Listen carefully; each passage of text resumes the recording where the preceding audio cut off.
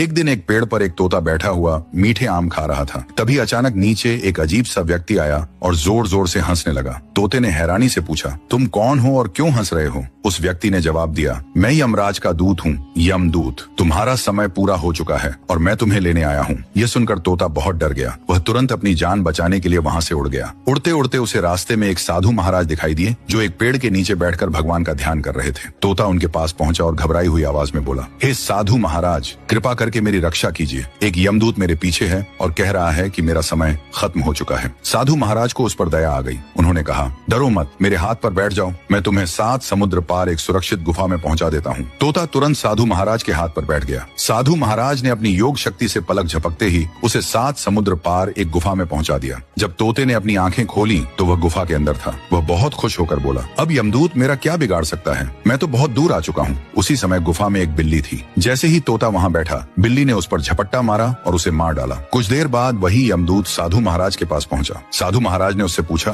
तुम उस तोते पर क्यों हंस रहे थे? यमदूत बोला, उस तोते की मृत्यु का समय आ चुका था। उसकी मृत्यु 7 समुद्र पार एक गुफा में बिल्ली के हाथों लिखी थी। लेकिन जब मैंने उसे पेड़ पर आम खाते देखा तो मुझे हंसी आ गई। मैं सोच रहा था कि यह छोटा सा तोता इतनी जल्दी उस गुफा तक कैसे पहुंचेगा, लेकिन आपने अपनी योग शक्ति से उसे वहीं पहुंचा दिया जहां उसकी मृत्यु लिखी थी। ये सुनकर साधु महाराज बहुत दुखी हुए और बोले, मैंने तो उसकी मदद करने की कोशिश की, लेकिन अनजाने में उसे उसकी मृत्यु तक पहुंचा दिया। यमदूत मुस्कुराते हुए बोला, जब मृत्यु का समय आ जाता है तो उससे कोई नहीं बच सकता, चाहे वह राजा हो, साधु हो या कोई